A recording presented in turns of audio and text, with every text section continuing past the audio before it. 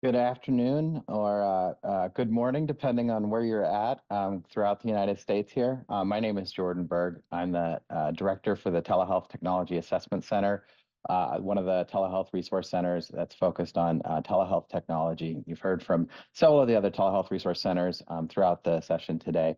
I'm here to moderate our last session for today before closing remarks on improving access to telehealth and broadband services. We have a great session for you today. This 60-minute session will focus on the importance of addressing broadband to improve access to telehealth, particularly for rural communities. Our discussion is going to include considerations not only of internet access, but also of audio-only telehealth.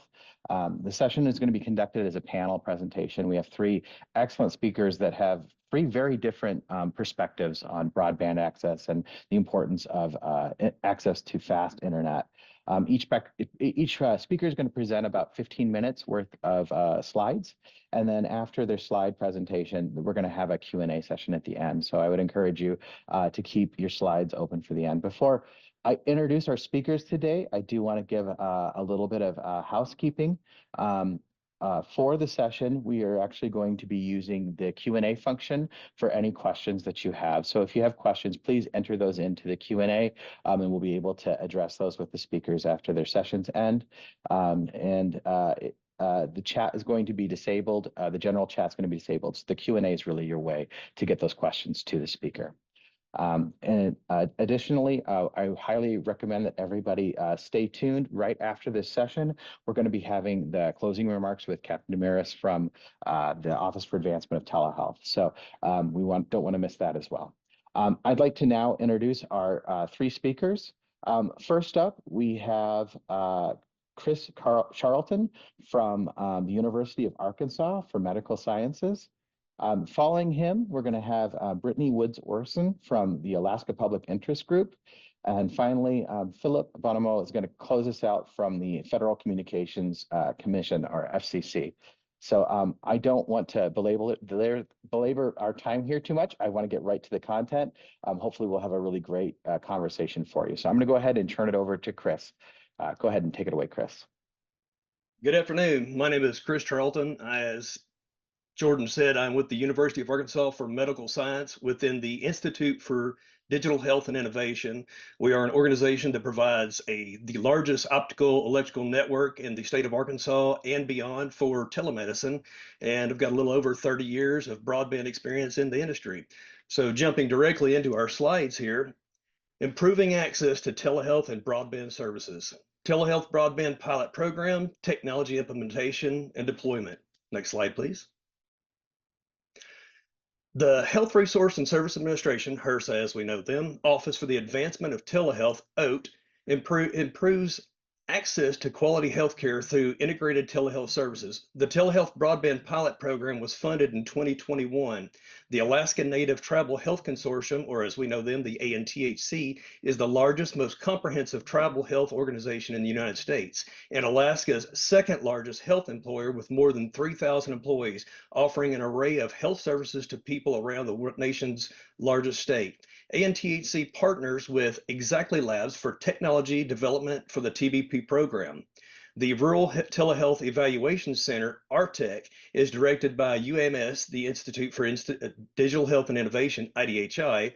RTEC's evaluation findings serve to help inform rural hospitals on utilizing telehealth in their practice while giving policymakers key points needed for focus and funding to advance telehealth in rural America. Next, please. The Telehealth Broadband Pilot Program. This pilot program aims to assess broadband capacity available to healthcare providers and patients in order to improve access to healthcare and the ability to participate in telehealth. The program examines broadband capacity in 4 states communities with community lead partners, our CLPs, in Alaska, Michigan, Texas, and West Virginia. An evaluation will be done on the TBP program to determine program outcomes and effectiveness. The TBP program is the result of a joint effort between the Federal Communications Commission, FCC, HHS, and the U.S. Department of Agriculture, USDA. The effort created the Rural Telehealth Initiative that works to expand broadband and increase telehealth access. Next slide, please. 6 reasons why broadband is crucial to telehealth. 1, high quality video and audio. 2, remote monitoring. 3, access to specialists. 4, patient education and engagement. 5, efficiency and cost effectiveness. 6, emergency response and disaster management. In summary, the broadband infrastructure is essential for the effective delivery of telehealth services, ensuring that healthcare is accessible, efficient, and responsive to the needs of patients regardless of their location. A mantra of telehealth that we like to use, and a quote from YouTube from Crumbs from Your Table: where you live should not decide whether you live or whether you die. That is a very impactful quote. Next, please. How do we accomplish our field-oriented goals? Design and build, deploy, and analyze. These are the 4 building blocks of building this program that have been implemented that so far, to my, and I'm sure Jordan's experience, has been very successful. Develop a reliable and scalable bandwidth testing tool to measure broadband access in 4 states and 25 counties. Build bandwidth testing devices, exactly labs, using Raspberry Pis, or as we call them, pods, and the radar tool, which analyzes that data. Deploying the testing devices, ship devices to each CLP, 950 total for the project for field deployment. Analyze the data, evaluate key metrics, compare project data to the public data sets, and partner with researcher for the broadband evaluation. Next, please. So I was fortunate enough to go out to West Virginia last week, and I have a few stories from the West Virginia trip. I'm not going to cover all of it. I'm going to go over the topic summary, the first one and the second one, and I'll go through these as quickly as possible. But these stories were the background and the impact of telehealth and the needs for it in America. While in West Virginia, I spoke with one of the ISP representatives who highlighted their efforts in expanding broadband access. They have already received $444 million in federal grants and are pursuing an additional funding through BEAD. West Virginia recently secured $1.3 billion in BEAD funds, primarily targeting underserved counties. Infrastructure improvements are underway, with outdated copper lines being replaced by FTTH, that's fiber to the home in many areas. However, challenges persist, especially with the rugged terrain of the Appalachian Mountains and the state of disrepair of existing infrastructure. And I'm sure that Brittany would say that that same rugged terrain applies in Alaska as well. So Lisa T owns a home healthcare company in Clay, West Virginia. Clay County in West Virginia is one of the most underdeveloped and dilapidated counties in the state of West Virginia that is in the most desperate need for updated technology. Dedicated to assisting elderly individuals, Lisa and those suffering from illnesses, many of whom affected by the legacy of coal mining in the area. The closure of the Clay County mines in 2021 due to reduced coal production during the pandemic was a significant event. The mine is now under U.S. military ownership, serving as a training facility, which initially surprised locals with the sight of Black Hawk and Chinook helicopters in the Clay County skyscape. Like much of the state, Clay County relies on a statewide ISP as its primary internet service provider, but the town of Clay has yet to receive fiber to the home FTTH infrastructure. Lisa's business currently operates on aging copper DSL, offering a meager 10-1 circuit. This limited connection causes frequent interruptions during Zoom calls, essential for their daily operations. To support Lisa's efforts and improve connectivity in the area, I deployed a pod at her healthcare-focused business, and this pod is crucial for gathering essential data that will aid in the assessing and addressing of broadband needs in Clay County. Lisa is the proponent for telehealth in her area and frequently uses it for her and her family's healthcare needs. Lisa's experience highlights the challenges faced by rural businesses dependent on outdated internet infrastructure and the urgent need for improved connectivity solutions in the underserved communities. This one community had several stories that came with it, and I wish I could go into all of them, but unfortunately we do not have the time for that. But Lisa was a pillar of the community and a fantastic example to use. So outside of that area into Roane County, Spencer, West Virginia, I met with Joe, who owns and operates a digital technologies company just outside Spencer. Joe recently acquired 4 pods and has requested 6 more pods that are expected to be installed soon. At his office, Joe currently relies on a T-Mobile hotspot, which provides a reliable connection that supports his business operations. However, he eagerly anticipates the upgrade to fiber to the home, FTTH, or enhanced stability and speed. Joe is also very curious and eager to try telehealth as a means for follow-up and simple urgent care needs. During my visit, Joe recommended I met with a neighbor and customer of his, Miss Sandy Strickland, who runs a farm and tractor supply store nearby. Sandy also uses a local ISP operating on the same aging copper infrastructure with a limited 10-1 circuit. Despite these challenges, Sandy has found telehealth visits during the pandemic and since to be successful and plans to continue using them. She looks forward to the day when FTTH makes telehealth even more accessible and user-friendly. The interactions highlighted is the vital role that improved broadband infrastructure plays in the supporting local business and healthcare access in rural areas like Roane and Clay counties of West Virginia. Next slide, please. This is a snapshot of the radar tool. As you can see, it captures data, geodesic data, and it reports it back to the tool that we use for post-processing. Next tool, please. Telehealth broadband pilot program progress. The establishment of our community lead partners, CLPs, technology development, pod development and monitoring tools, web-based testing tools, and a mobile app. Over 400 networks measured using the radar pod devices, ongoing broadband measurement and localized broadband insights at the community level, performed over 4.5 million tests in the 4 study states and 25 counties. Consumer broadband survey with 5,200 responses from Alaska, Michigan, Texas, and West Virginia. Evaluation of the program including assessments in areas of the pod placement locations, implementation evaluation, identification and evaluation of barriers of telehealth related to connectivity by patient, consumer, provider, organizations, and institutions. Consumer broadband and telehealth experiences. Next slide, please. These are the 5 organizations: HRSA, ANTHC, TTAC, UAMS, and Exactly. So what now?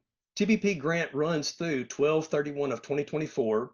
The Rural Telehealth Evaluation Center, RTEC, or my organization, continued consumer and organizational data collection in target states and counties, general data analysis and target users site interventions. Project leave behinds, website and broadband toolkit. What does good internet mean for telehealth? The overview of the TBP pilot project, including project data, maps, and visualizations, lessons learned, consumer, provider, and organizational stories. Testing technologies, the radar pods, radar mobile app, and radar web test. Want to know more? Please log on to radartoolkit.com. Next slide, please.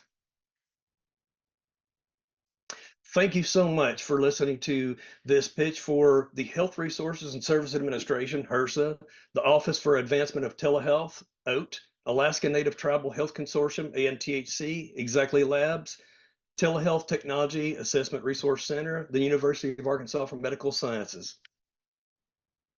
I'll hand it back Hey, off to you, George. Chris, we have a few more minutes here before I'm going to hand it over to Brittany. I want to ask a few questions about the TBP program. Can you describe to us a little bit more about the pods, what they are, how they're deployed, and kind of what they do? Sure. So the pod, commonly known in the tech community as a Raspberry Pi, is a small microcomputer that can be deployed into, and honestly, it's about that size, can be deployed into homes, businesses, other locations, and plugged into an open port on a router. The pod then collects data and reports it back to a server placed in our Exactly Labs partner lab. That data is then taken back to RTEC and analyzed, and we process that data to collect and pull back different that shows different anomalies like latency, jitter, speeds. And what we're doing is we're taking that data and analyzing it and putting together a story about how these counties are affected, whether they have gig internet or a 10-1 dilapidated network. That it will be impactful in this study to prove whether these areas need improved infrastructure, and without that improved infrastructure, telemedicine simply does not work. So you have a pod, which is a hardware device that's plugged into a local network. Mhm. What's the advantage of using something like that versus just the speed test, like a Ookla speed test or a Google speed test that I can kind of go onto my browser and run? Sure. Uh, so hardware-based and software-based internet speed testing have each their own sets of pros and cons.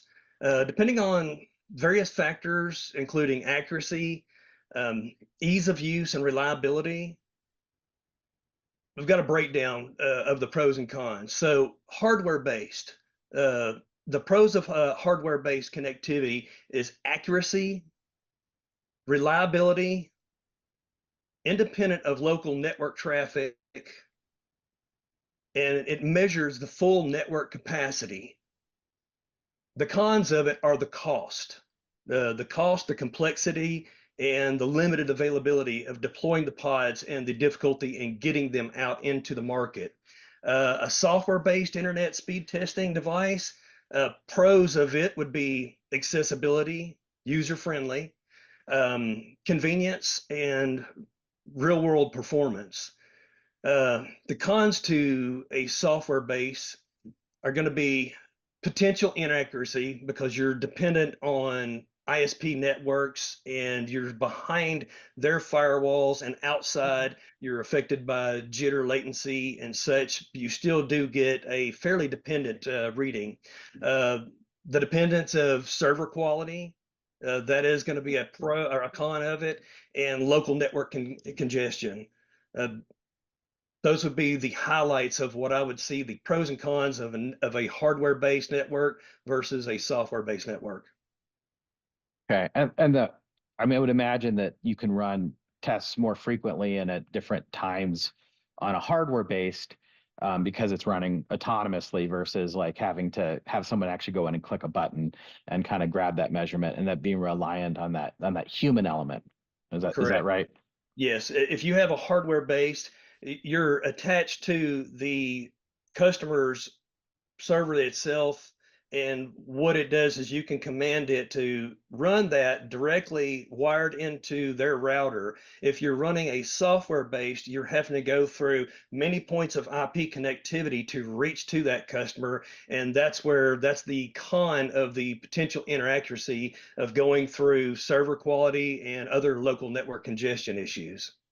But one of the pros of a software base is you don't have to rely on that particular device. You can go out and connect to millions, where with a hardware device, we're limited to how many we can deploy. But the hardware So device is the most dependable. more granular data for fewer recipients versus more broad data but it's more of a snapshot rather than kind of seeing over time. Absolutely.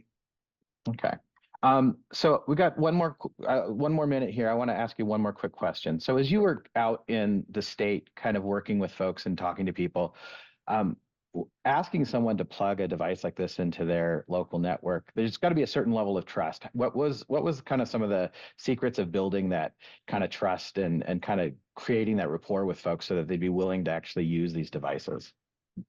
So one of the biggest challenges is if you're entering a facility, if you're going into a small mom and pop facility, you're going to meet directly with the proprietor. If they're a technology based facility, they know exactly what a Raspberry Pi is, and they're far more open to it. And when you describe, who you're with, it's a government run program. They do get a little bit more trust in the fact that they will not be invaded through a backdoor access. Uh, One of the hardest challenges of getting through larger organizations is getting to meet with IT directors, because the IT directors are generally not going to be allowing any kind of device to penetrate their network for fear of, in our world, we're looking more towards telehealth resources or healthcare facilities. So they're worried about HIPAA data and compliancy with a government protocol. So those were the bigger challenges, but it's a matter of talking to people, trying to find a common element and relating to the heart of somebody and letting them know the impact of this study. Thanks, Chris. All right, we're going to turn it over to Brittany Woods Orson now. She's going to be talking about broadband and its impact on Alaska and her experiences there. Anabasi Dazan Nazoon, Thleftanit, Eslan, Brittany Woods Orson Sauza. Hello, I'm the broadband specialist for Alaska Public Interest Research Group and Native Movement. Both are statewide nonprofits focused on consumer issues and Alaska's issues such as energy justice, language access, voter access, a plethora of things. And we are both organizations are a part of the Alaska Just Transition Collective, where we're focused on a renewable, regenerative, community-minded state. Next slide, please. I just wanted to show various maps and give context to what Alaska is like. There's a lot of misunderstanding. Starting with, we are the largest state. We are fifth of the continental US. We have 5 major climate regions. On the top right, you see all of our traditional Alaska Native languages. We have 12 distinct languages that are broken up into different dialects, and they go more from there. And something I love to share about Alaska is we're also different politically with our tribes. We have a different relationship. We have the Alaska Native Claims Settlement Act. We split our land between tribes, feds, and the state, and we do not have reservations. There are 2 exceptions for tribes that did not want to go into this agreement. And we have corporations instead to sustain our tribal governments. And then I wanted to share our daylight, our solstice that had just passed. Where I'm at in Fairbanks, we had 23 hours of daylight. And then if you see at the top, I'm looking at the map, that's the bottom left. Everywhere above the Arctic Circle, they have 3 months of light and 3 months of darkness in the winter. And I wanted to highlight that because we also have a short construction season. And we also have one of the smaller populations in the US. There's about 740,000 people within our state. Broken up, each of us get about 1 mile of acres if we were to distribute it in that way. And lastly, 70% of our communities are off the road system. You either have to fly there or boat. I'm from originally a small village on the Yukon River, and I grew up there. We can either fly there on a 6-person plane, or you can do a really long drive and a really long boat ride. And so wanted to share these contexts when you think about Alaska and doing projects and working with the people who know this history and the political dynamics of it all. Next slide, please. So as I shared about my organizations, I am the first person to hold the role focusing on broadband, digital equity, and internet in the state. Native Movement and ACPER came together to work on internet issues because all of the other areas of work was being impacted by people not being able to go online. And when you see this map of Alaska and you're seeing like this missing broadband, we're talking about people who are paying anywhere from $100 to $1,000 a month for slow broadband that sometimes cannot even open up emails. They are unable to do Zooms. People are not able to do remote online teaching. And to add to these dynamics, as I said, most of our communities you have to fly in. Personally, for me, sometimes it's cheaper to fly to DC or New York than it is to fly in state. And so a lot of these layers keep adding on to what's happening. And as I said, I grew up in the village. The picture on the right that was taken, these are children that are sitting outside the school to access the internet. this is something I've had to do personally. My community did not have internet until probably I was in high school, and they made it available for residents. And so me and my cousins would go sit outside the tribal admin office and go on the internet at the end of our day doing chores after subsistence gathering, whether it be hunting or fishing. And we would have to be careful of bears. We'd be surrounded by mosquitoes because they're really bad up here. And this was just normal for us. This is what we are used to. And so a big thing for me and coming into this world of the internet is learning like, wow, these are not okay circumstances. And so when I've been educating people through my role, it's both educating Alaskans of what we should be having, what are the opportunities coming up, what's going on, and educating non-Alaskans of this is what our state's going through. These are the challenges we are facing. And so I'll go to the next slide. So in the past few years, there has just been a huge pouring into everyone focusing on digital equity with the Infrastructure Investment and Jobs Act. We've had a lot of new people come into this work. We created a team for the digital equity plan. And from that, we have created a coalition. And with finding the data asset mapping, finding asset mapping, what's actually in the state, what's going on, there are a lot of Alaskans who had been advocating for this and doing a lot of work, especially in the telehealth space. But now we're trying to use the same terms and educate people like digital skills and whatnot. And another story I wanted to share, especially telehealth, is how critical it is for people to get online and for Alaskans, because it's going to come at a huge cost. And the past few years, 2 or 3 years ago, our state had such a teacher shortage that we actually had to recruit teachers from the Philippines. We could not even find people in the US to come to Alaska, and a lot of these communities are remote. Another example of what happens with the healthcare, I had just moved home in 2022, and I was flying up through the Southeast, and we have the thing called the Milk Run where they land in every city in the Southeast, save money, be efficient. That's one of the things that happens here. And when we were going from Ketchikan to Sitka, where the main hospital was, the weather was so turbulent. We circled 2 or 3 times and we had to go land in Juneau, 15 minutes away. That's another thing, extreme weather, extreme traveling. And when I had landed within earshot of me, there were 3 elderly Alaskans debating on flying 2 hours further away to get their medical needs met, or risking staying in Juneau for a few hours to go back to Sitka. And this is how our whole state works, is most of the communities have to fly in when pregnant women are about to give birth. If they're from a smaller community that has a nurse's aid station or nothing at all, they have to go live in another community for weeks at a time, which stresses our housing and finances. And so there's just huge things that are coming at cost for us not having access to the internet. I'm extremely hopeful because despite all of these challenges, our people are extremely resilient. We are constantly trying to serve ourselves and take care of our people, and it does make for tight-knit communities.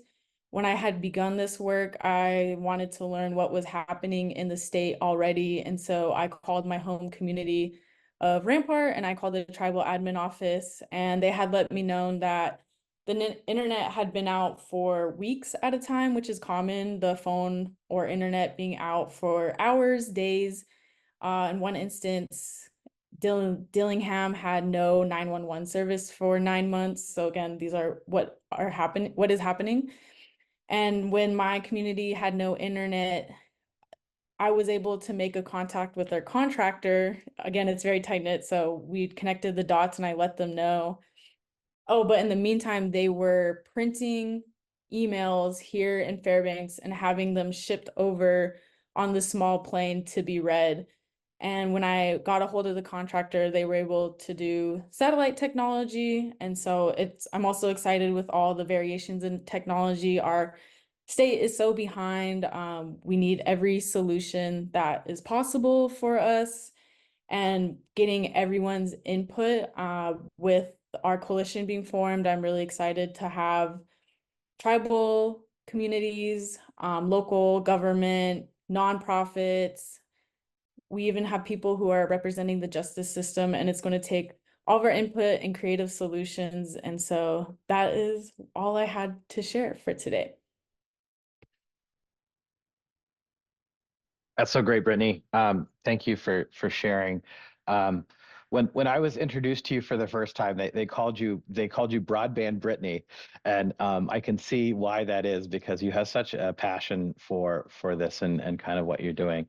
Um, we were talking earlier, and you talked about, and maybe you can kind of go into this a little bit more, but you talked about um, the challenges that these communities face, and that that broadband can either help to like make a resilient people like have access to the things that they need to get things done, or lack of it can really kind of just create those broader gaps. Could you talk a little bit more about that? Yes, and I will give the same example that I shared earlier. So my community is on the Yukon River. We have called ourselves salmon people because it's what we harvest all summer and what we survive through the winter. And we've had thousands of years relationship with the salmon. In the past few years, my people have not been able to fish on the river for 4 years. We are the first generation in all known history and oral history to not be able to fish. To add to that, we are the end of the line for shipping and getting resources. So when you go to our communities, we're talking about a pound of meat being $40. We're talking about watermelon or any other fruits being dozens of dollars. I've seen detergent $50. Like, the prices are extreme, and I do not know how our communities continue to survive under like this system, because we don't have a lot of economic resources. We have usually our school, tribal admin, maybe like janitorial service such as that. And so not only are people behind on internet, and then we have extreme prices, we're also being separated from our foodways. And what has happened on the Yukon River is there's been over extraction of trawling on the ocean for corporations that are mostly owned by out-of-state businesses. And so these companies are able to have their profits prioritized and are allowed to destroy our ocean floors with their methods. And people along the Yukon River do not have their voices heard. People do not know the challenges they're going against. And on top of that, too, our people really want to serve ourselves. And so not only, so for my community, we still don't have running water. When I go home, we still have an outhouse. We still have to haul water from the creek. My community is trying to get running water. They're trying to like establish a consistent, strong network for long term, because they're kind of like on a project base. And we don't have, well, we're so far north that we can't have cement. It's too cold in the winters. And the school had shut down when I was a child, and they worked really hard to recruit families back and create more jobs. And so they're trying to maintain the population size they need to keep the school open. And so these communities are trying to have basic necessities, trying to create jobs, trying to maintain their cultural identity while our land is going through so much suffering as well. And they're doing all of this for the most part without internet, or internet that goes on and off. And currently, too, our phone cables are becoming outdated as well. And there's parts of town where if you're riding on a four-wheeler, which we still use, our side-by-sides, we don't have a lot of vehicles there. It's low enough where you have to like worry about yourself physically hitting these phone wires. So our communities have known how to live on these lands, and we want to maintain that, and we want to take care of ourselves. And we have so much to offer the rest of the world, our knowledge. For example, Alaska Natives, we've created snowshoes, we created hooks, we're the ones that created kayaks, and I can go on. We have all this rich knowledge and beautiful artwork.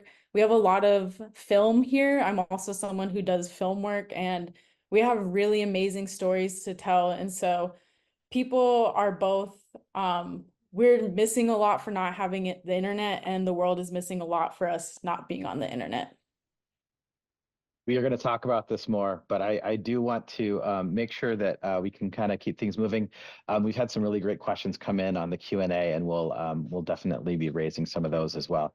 But for now, I want to turn it over to Philip Bonomo from the FCC and kind of talk about a couple of the programs that the FCC has been running. Thank you, Jordan, and good afternoon. I want to thank everyone for inviting me. My name is Phil Bonomo. I'm an assistant division chief at the Telecommunications Access Policy Division at the Federal Communications Commission.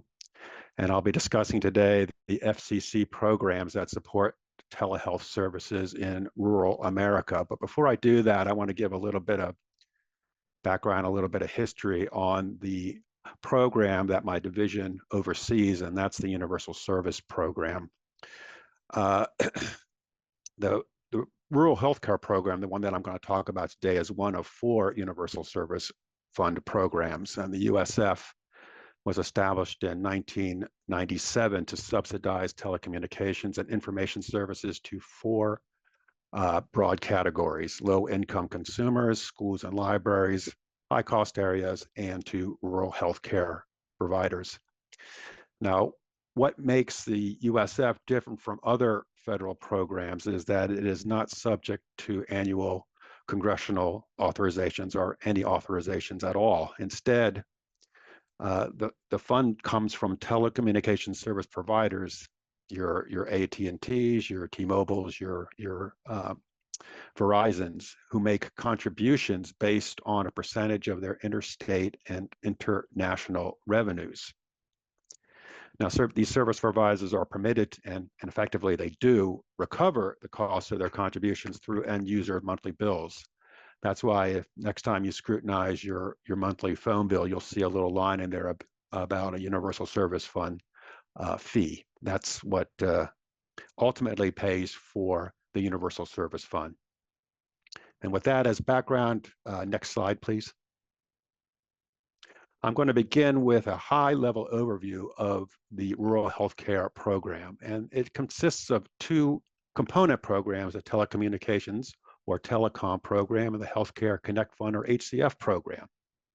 Combined, these 2 programs have a funding cap for the current funding year of just under $707 million. Our funding year begins July 1 and runs through the following June the 30th. And we are currently in funding year 2024, which began 16 days ago.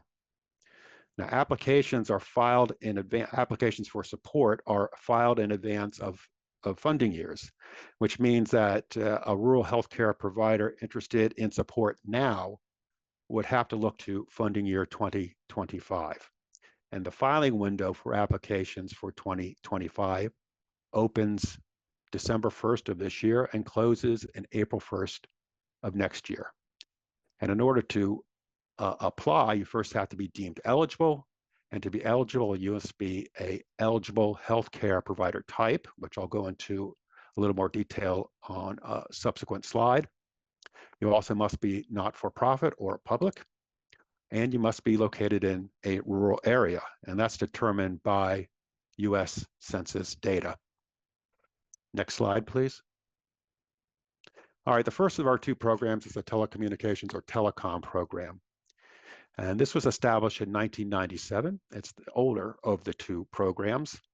And basically, it subsidizes the difference between what we call the urban rate and the rural rate. And the way it works is this way. The idea is that an eligible rural healthcare provider can obtain service rates for telecommunication services that are reasonably comparable to rates charged for similar services in corresponding urban areas.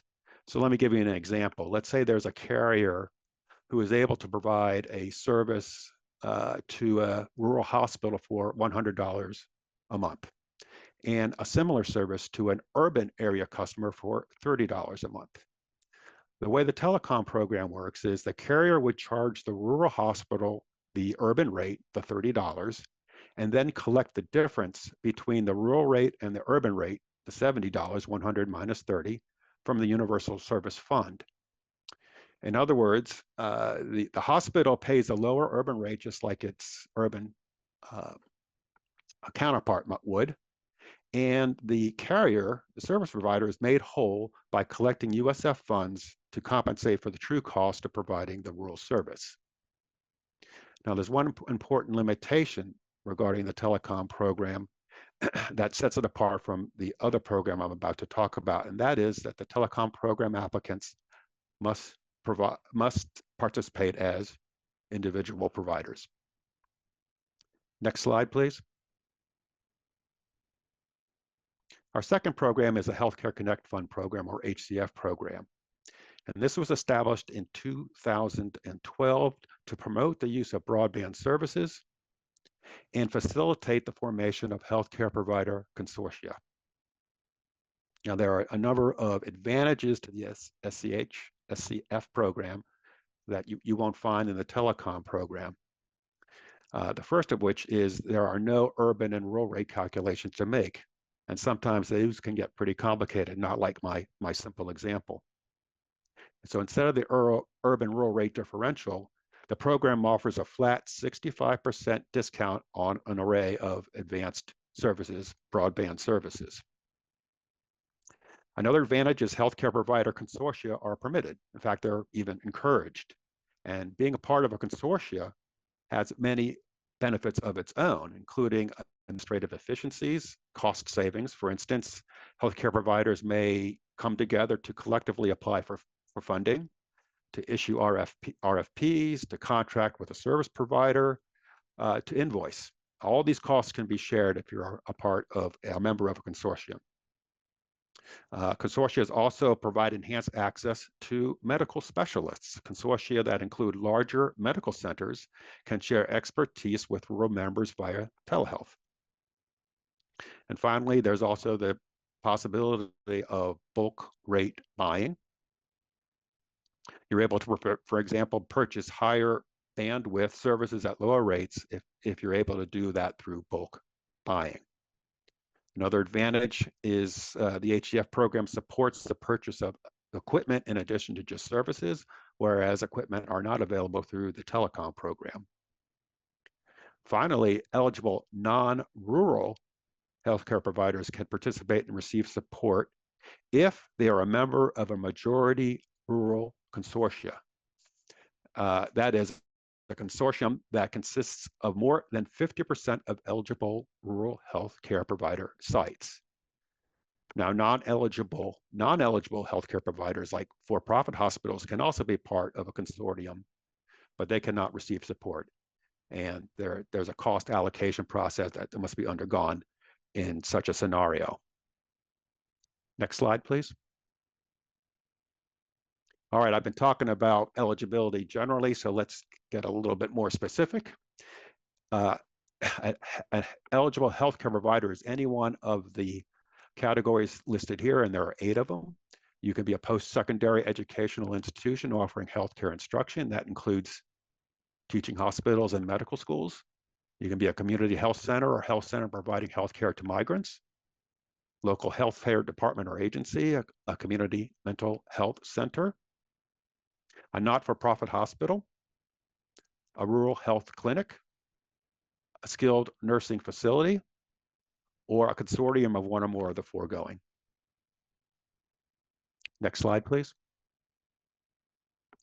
Now, we are constantly trying to refine and improve the RHC program to make it more user-friendly, more efficient, more effective, and more responsive. And since we spoke to this group last year, we've actually adopted a number of program reforms. And I'm happy to say that many of these reforms were prompted by the ideas and suggestions we received from program stakeholders who were able to provide to us real-world perspectives on how the program actually functions. And I've listed here 3 of the recent improvements that we've adopted, including permitting conditional approval of eligibility for healthcare providers that are expected to be eligible in the near future. In other words, you can begin the application process in advance of actually being deemed eligible. That's just a great time saver. We've also revised our administrative deadlines to provide program participants with more flexibility, and that is a direct result of listening to the stakeholder community whose experience with the program prompted these improvements. Finally, we also harmonized the eligibility process across both the telecom and HCF programs through the use of a single universal eligibility form. This, and prior to that, there was one form for telecom and one form for the HCF program. We've now combined them into a single form, and that lessens administrative burdens and eases the complexity of participating in the program. Next slide, please. I'll close by briefly mentioning and giving a shout out to a separate program, a pilot program that is complementary program to the RHC program that the FCC is close to wrapping up. And that's the Connected Care pilot program, which was created to facilitate the delivery of telehealth services to low-income and veteran Americans beyond the premises of a healthcare facility. And it complements the RHC program, which delivers support services to healthcare providers by supporting services to, say, a patient's home. So somewhere outside the premises of a healthcare facility. So you can see how the two work side by side. The Connected Care program offered up to $100 million over a 3-year period to offset 85% of qualifying costs necessary to provide connected care services, again, primarily to low-income and veteran patients. Now, selections, the pilot programs is close to being completed. The selections have been completed, and we're close to wrapping up. And once the program ends later next year, a report will be produced evaluating the program goals, including whether health outcomes were improved and healthcare costs reduced. So we're definitely looking forward to see what that report has to say. Next slide, please.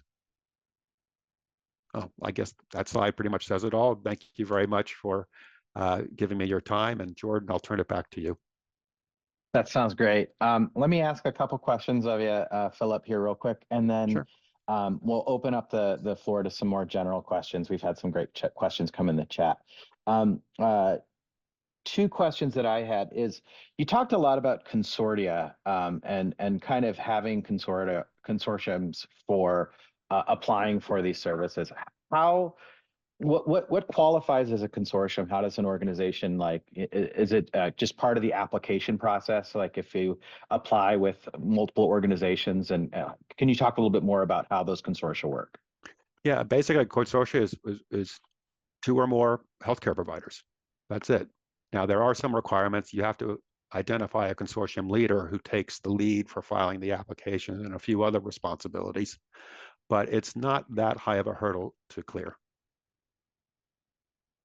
Okay, that's great. So it sounds like there's a lot of flexibility. It's a matter of kind of identifying kind of stakeholders and partners in advance, and then kind of identifying some structure as you apply.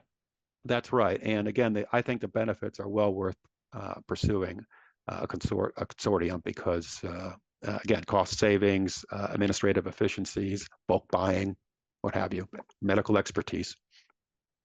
Yeah, for a lot of these programs, it's, you know, if I'm saying this wrong, but from the FCC's perspective, being able to have a program where you're serving a lot of constituents versus like 1 or 2, you know, and you're able to put more resources to a larger group, you know, it makes it easier administratively just to manage and kind of distribute those funds. Absolutely. And again, that's why the HCF program was designed to encourage consortium. Great. A question came in from the chat. Does the Healthcare Connect Fund provide funding for upgrades? For example, improving equipment and network upgrades for 4G, 5G, or 6G connectivity? If it's an eligible service, we only provide support for eligible services, so I'd have to really probably need more details about something like that. But there is an eligibility for services, there's an eligibility for equipment, there's an eligibility for just participating. I want to, this next question, this is probably one directed for you, Brittany. And it was a really interesting one. I'm going to add some context to this one, but it says, do all villages want broadband? So when we're working with tribal health organizations, or we're working with Alaska Native communities, like how does this technology fit in with their culture? And kind of how do you, like, what's the appetite for having these resources in these communities? People want to be online. We are far from one another, and organizing the communication. And actually, the first time I ever heard my Denakanaga language spoken fluently was when I was living in California, and two Koikan Dene elders were using Zoom and teaching people online in that way. And another fun example I have is two of my friends went down to Kenai to go fish, and they realized they didn't know how to fillet a salmon. So one of them was cutting the fish on the ground, and the other one was holding the camera above them like this, and they were listening. And so it is a key thing.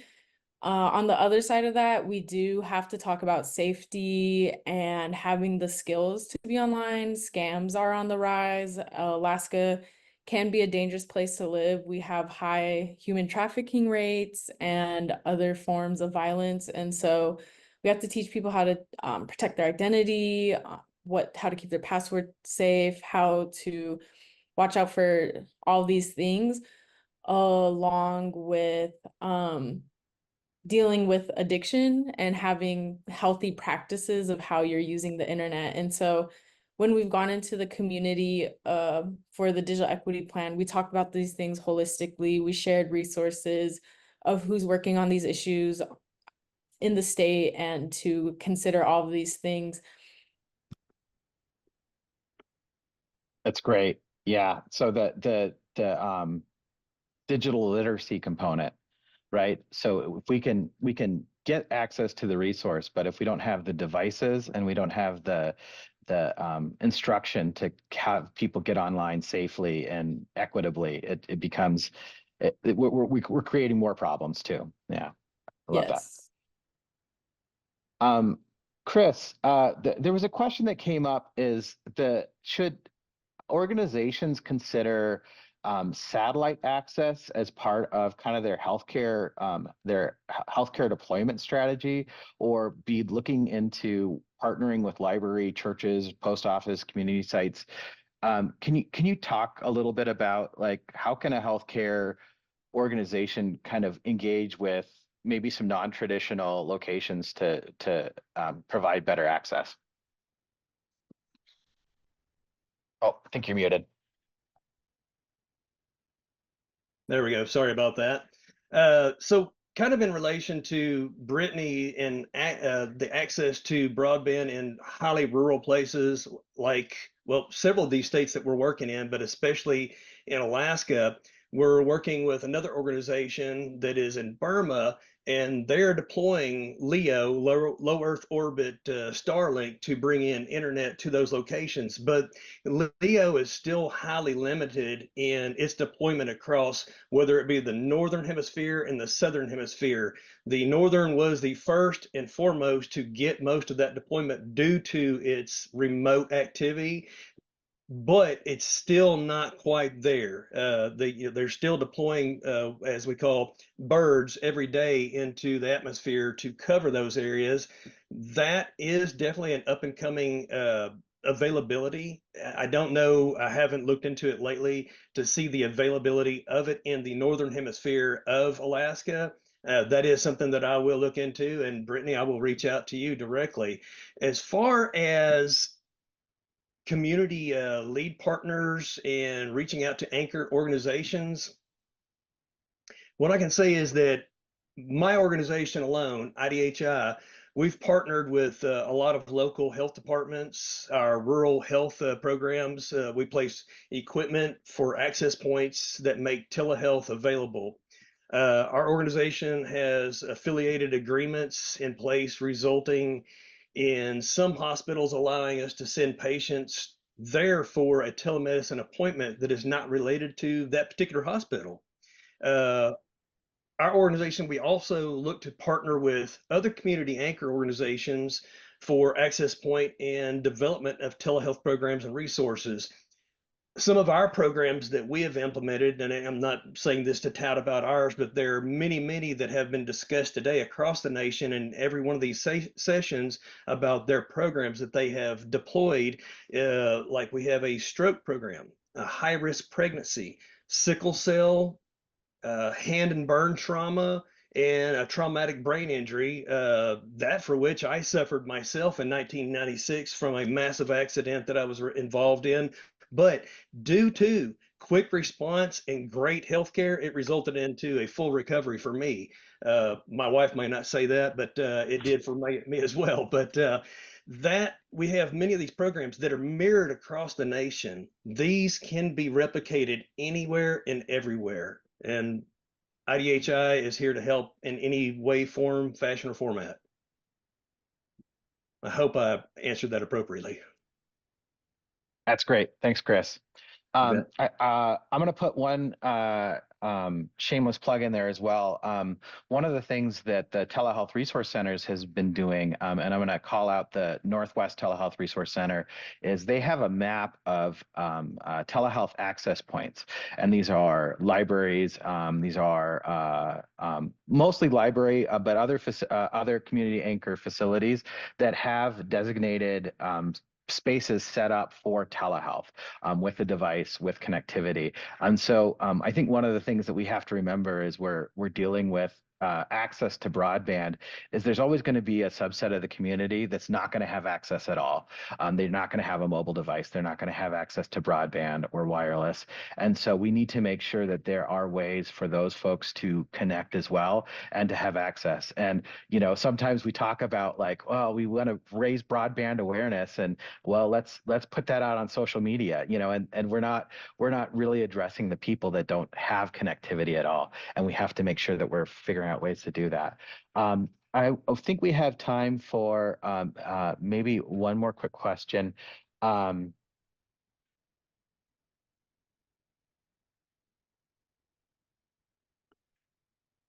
Actually, I'm realizing that we probably should get wrapping up here real quick.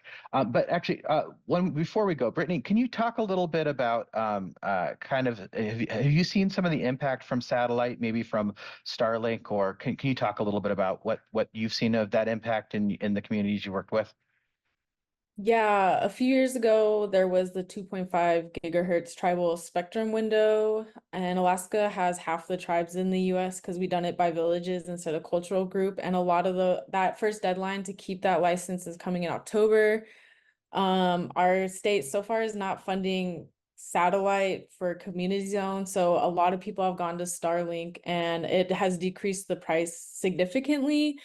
All of our schools are subsidized too, and we're talking about anywhere from like $2,000 to $7,000 a month for internet. And so now schools have started implementing satellite to meet their needs. There is an issue, and I just learned this last week, because of our energy system is also not being updated. There was a community that got satellite Starlink, and it took so much energy that some homes were out of had no energy for like a week or a month in the winter months. And so that's something to consider. It's a short-term solution. It does take a lot of energy. That's hard on our system, but it is an important solution because there's some communities that are like 500 people 100 miles away from any community in any direction, and that's kind of going to be their only solution for the time being. That's great. And I think that's a great place for us to wrap up today. I know there were questions that we couldn't handle in the chat, but we'd love to we'll make some of the the presenter information available as they kind of allow us to, and we'll make sure that those are in the notes. But I want to thank all of our speakers today. I want to thank HRSA for allowing us to come and speak to this. I want to remind everybody to stay in this session here. We're actually going to be turning it over to Captain Damaris from the Office of Advancement of Telehealth, who's going to be giving us our closing remarks today. Thank you so much, Jordan, and thanks to all of you.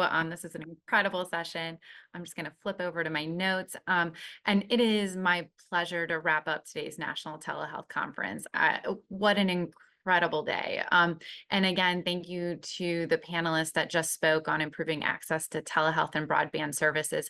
I mean, this session shared so much information about the efforts underway to increase access to broadband, to connect so many more communities to telehealth, and you know, the unique challenges that Brittany shared about the remote Alaskan communities and what they experience and trying to access broadband services. Really just quite astonishing to hear that. And so thank you for sharing your personal and professional experiences living in Alaska. And then I also just wanted to note that after hearing from all the speakers across all of the sessions today, I know I was inspired. I hope all of you found the information incredibly helpful. And there's a couple of things I just wanted to spotlight because I know this is a full day of Zoom meetings and it's hard to stick around. So for those who may have come and gone throughout the day, I just want to spotlight at the beginning of the day, I'm so excited to share that HRSA Administrator Johnson spoke with HHS Deputy Secretary Palm and grantees from the Association of Social Work Boards, as well as SIPAC, about the latest work of licensure compacts to expand behavioral health and support workforce. It was so touching to hear the ways in which psychologists and social workers are able to provide improved access to care through their respective licensure compacts. And then what a panel from our leaders across the American Telemedicine Association, National Rural Health Association, and the National Association of Community Health Centers.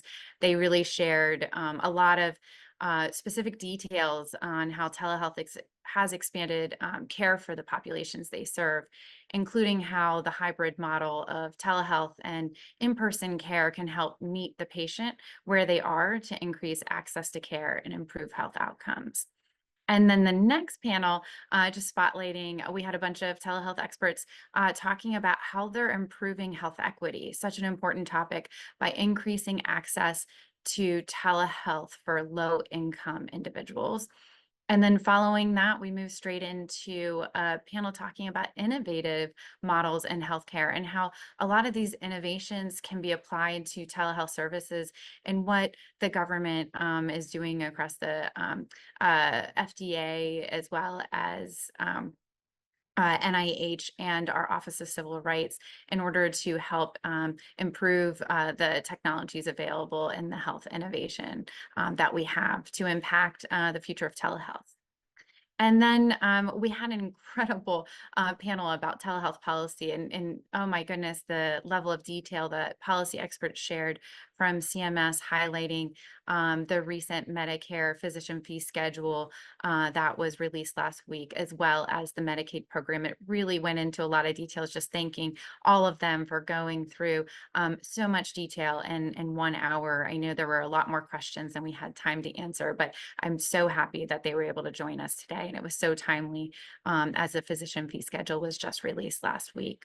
So these discussions have provided a ton of insights to help shape the future of telehealth. The conversations, I hope, will be instrumental in our work to integrate telehealth into care.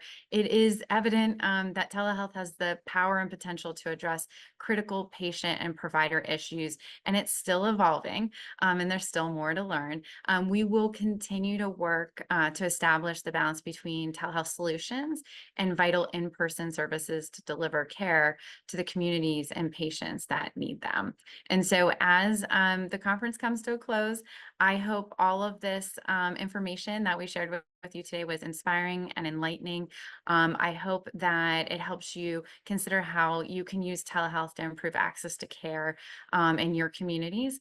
And I would like to just take a special moment here to thank OAT's Deputy Director, Joaquina Scott, our policy coordinator, Stephanie Miller, and Jenna Coate for all of their help making this conference happen today.